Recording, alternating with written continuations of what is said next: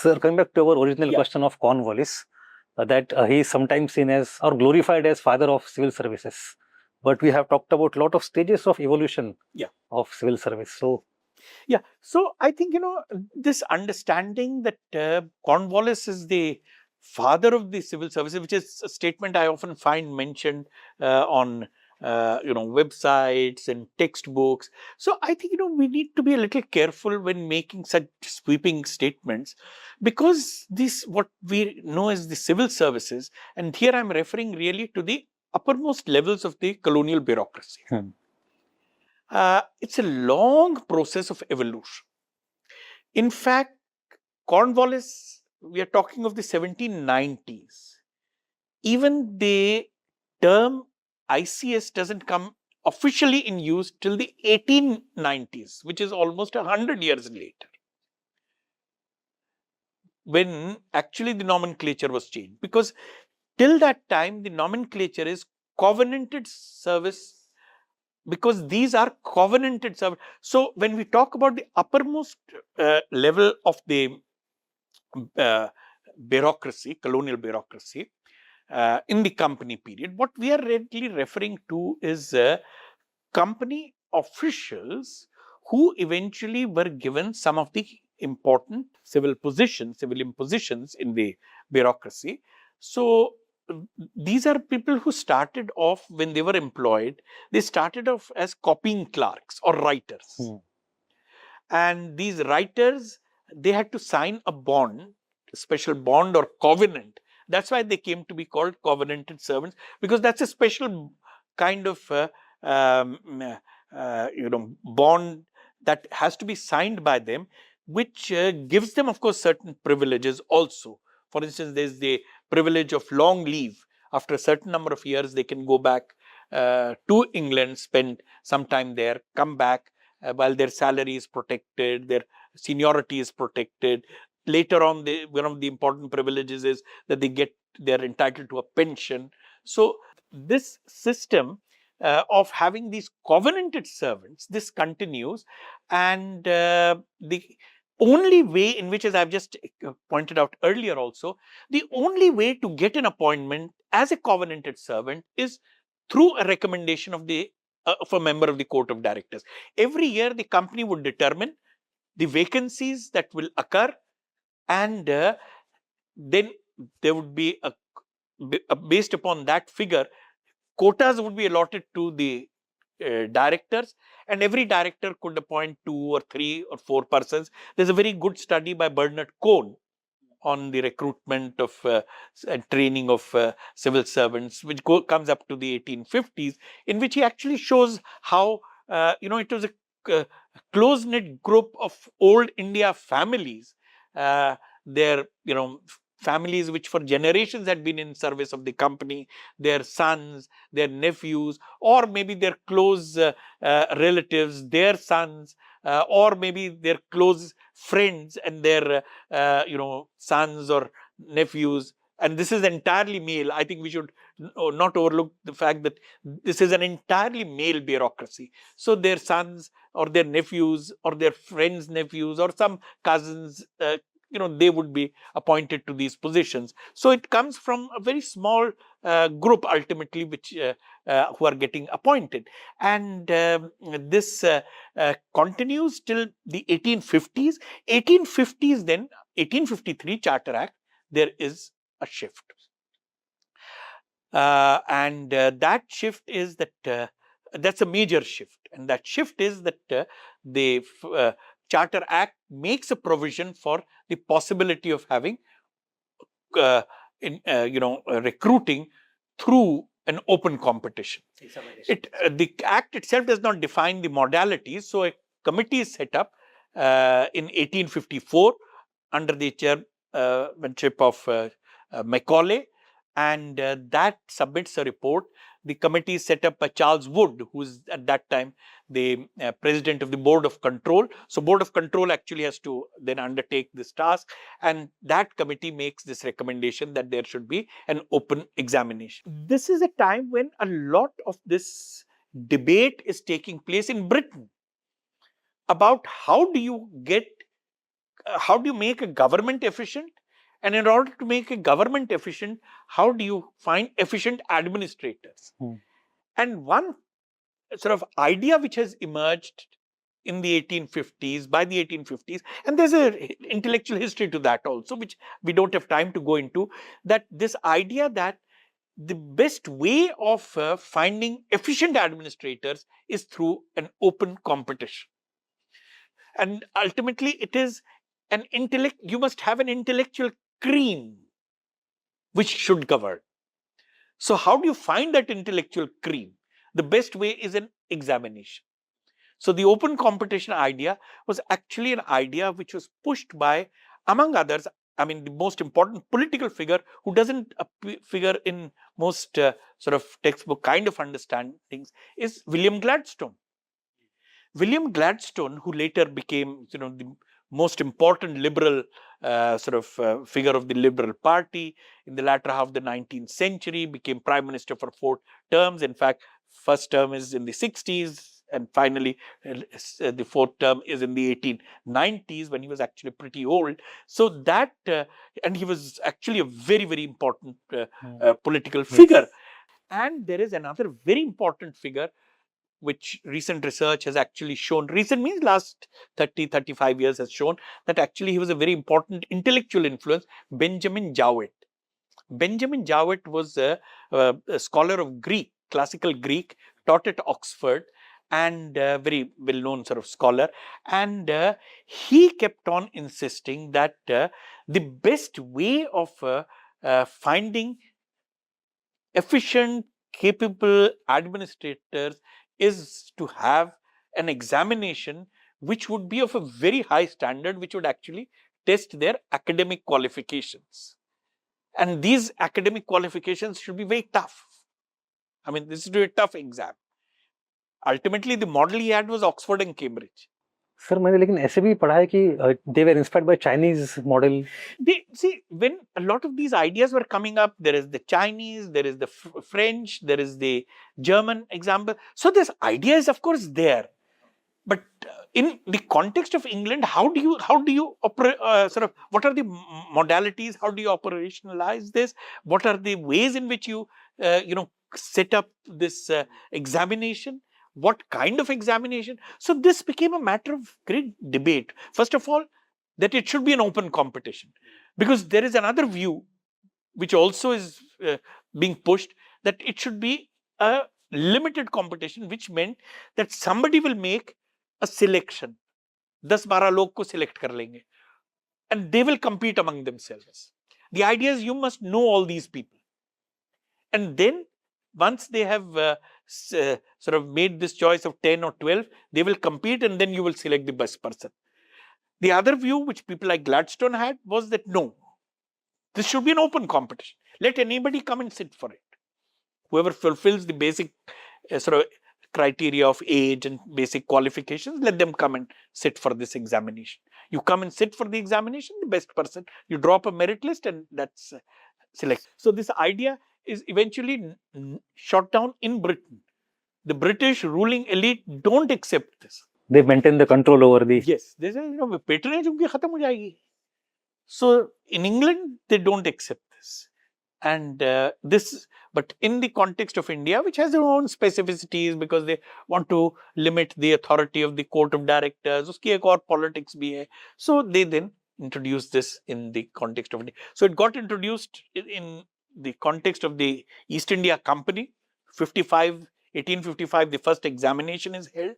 It's in a wide range of subjects. You could take any subject, but then the examination was designed in a way where Oxford and Cambridge would have an edge, because the sort of papers, the syllabus for the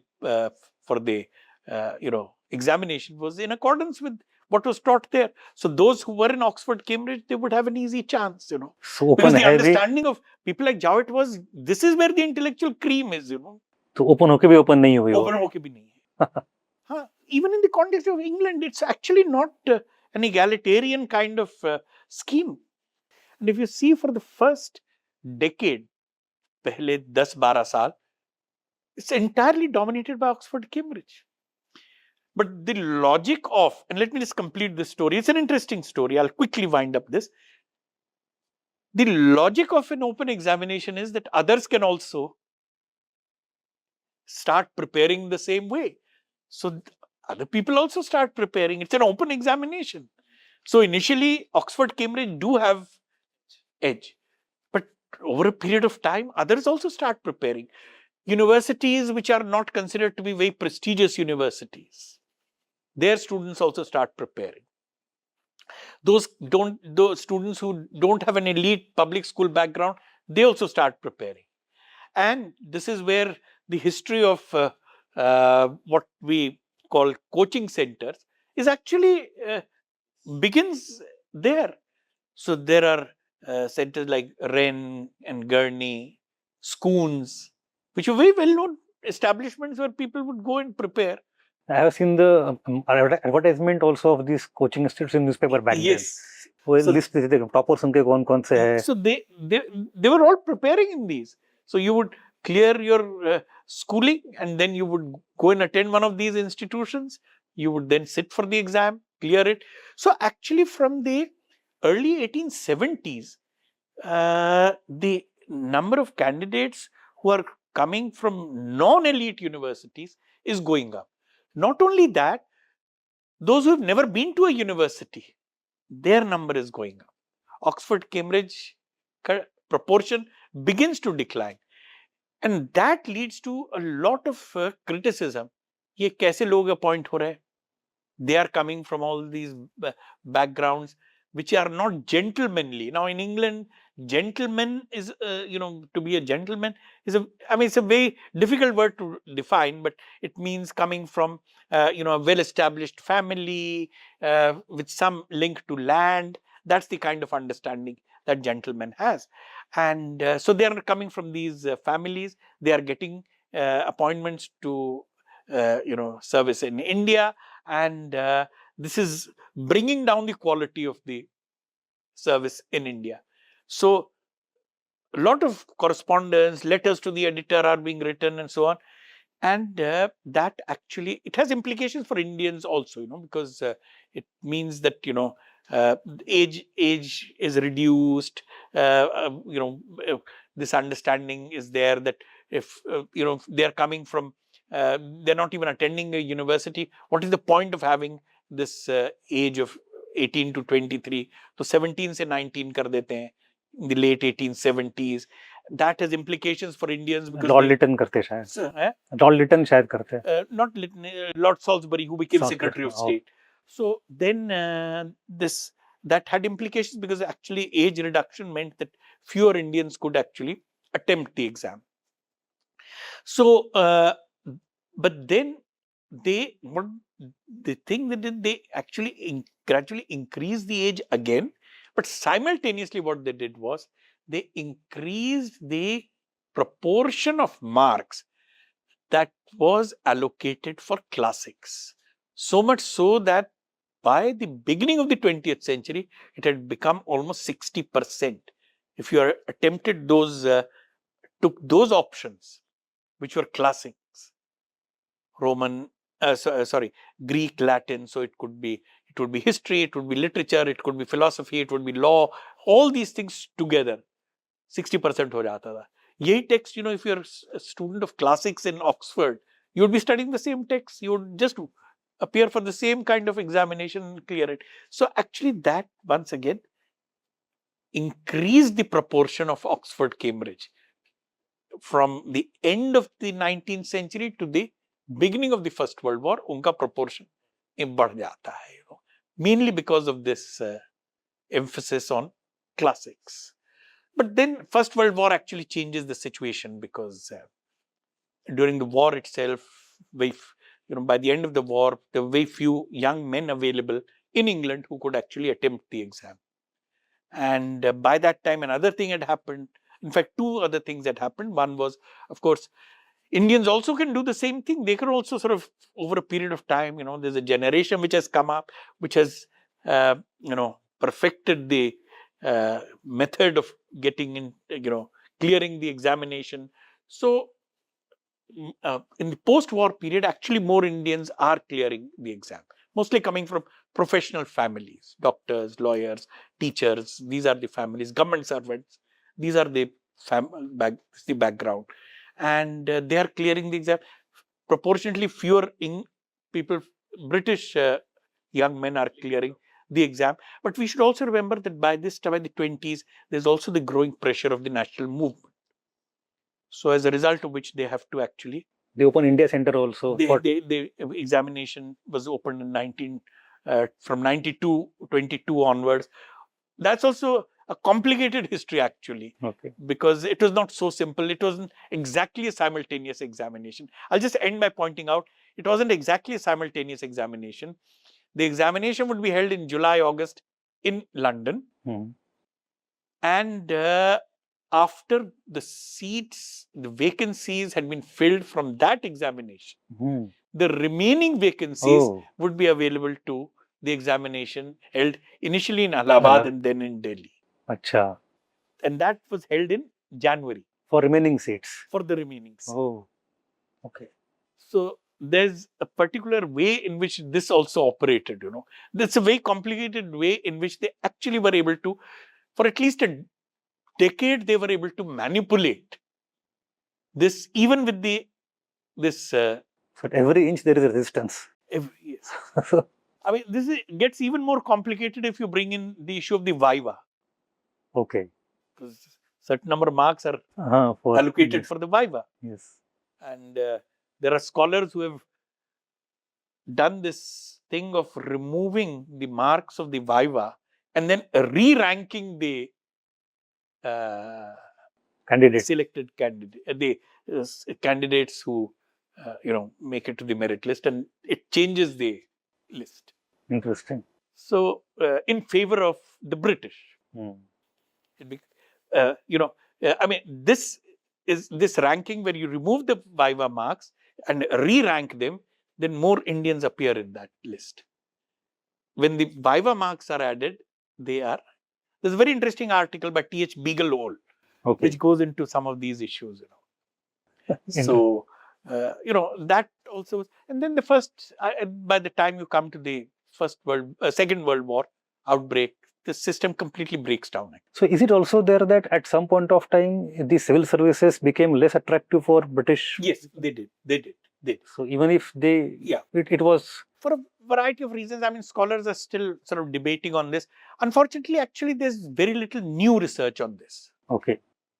The only sort of major new research that, as I've mentioned, is on this aspect, the proportion of the classics which are marked. But I think, there has been very little new research on this, and this still remains a matter of debate. What was it that was causing? So one was, of course, one argument that, it has to do with the